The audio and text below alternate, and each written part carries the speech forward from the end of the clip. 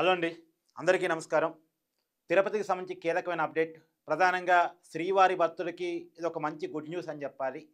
తిరుపతిలో ముంతాజీ ఓట్ల కోసం వైసీపీ అధికారంలో ఉన్నప్పుడు కేటాయించినటువంటి 20 ఎకరాల భూ కేటాయింపుని రద్దు చేస్తున్నట్టు ఆంధ్రప్రదేశ్ పర్యాటక శాఖ మంత్రిత్వ శాఖ ఆదేశాలు జారీ చేసింది. ఇదో రకంగా గుడ్ న్యూస్‌గా చెప్పాలి.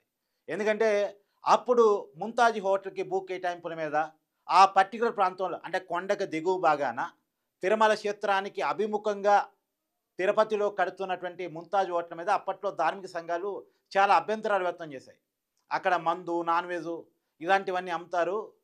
వాష్‌రూమ్స్ ఇవన్నీ చాలా రకాల అభ్యంతరాలని అప్పట్లో ధార్మిక సంస్థలు వ్యక్తం చేశాయి. అప్పుడు పెద్ద పోరాటమే చేశాయి. ఇప్పుడు టీటీడీ బోర్డు చైర్మన్‌గా ఉన్నటువంటి బీజేపీ నాయకుడు భానుప్రకాష్ రెడ్డి దీని మీద ఒక పెద్ద ఉద్యమం చేశాడు.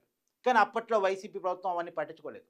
ముంతాజ్ వాళ్ళు కట్టడానికే వాళ్ళు మొగ్గు చూపారు. కట్టమని చెప్పారు. దానికోసం 20 ఎకరాల భూ కేటాయింపులు చేశారు. ఇప్పుడు కూటమి అధికారంలోకి వచ్చిన తర్వాత కూడా ధార్మిక సంస్థలు ఇప్పుడున్న ప్రభుత్వానికి కూడా దాని మీద కంప్లెయింట్ చేశాయి. ఒక రకంగా ఆందోళన కూడా కొనసాగిస్తూ ఉన్నాయి. ఆందోళనను గమనించి గతంలో ఉన్న చంద్రబాబు నాయుడు గారు తిరుపతి పోయినప్పుడు ప్రకటించారు. ఇక్కడ ముంతాజ్ హోటల్‌ని నేను పర్మిషన్స్ రద్దు చేస్తున్నాను.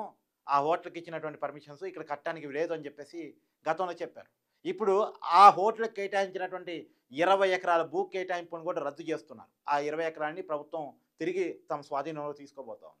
ఇదో రకంగా ఒక మంచి న్యూస్. శ్రీవారి భక్తులు చాలా అభ్యంతరాలు వ్యక్తం చేసినా, ధార్మిక సంస్థలు అనేక అభ్యంతరాలు వ్యక్తం చేసినా, తర్వాత రకరకాల తిరుపతి వాసులు చాలా కంప్లెయింట్ చేసినప్పుడు కూడా అప్పటి ప్రభుత్వం పట్టించుకోలేదు. సరే ఇప్పుడు ప్రభుత్వమైనా విన్నది. కనీసం ఆ భూమిని ప్రభుత్వం వెనక్కి తీసుకుంది. ఆ హోటల్ ఇక్కడ కట్టడానికి లేదు అని చెప్పేసి తేల్చి చెప్పేయటం అనేది ఒక మంచి పరిణామంగా మనం చెప్పుకోవాలి. Thank you.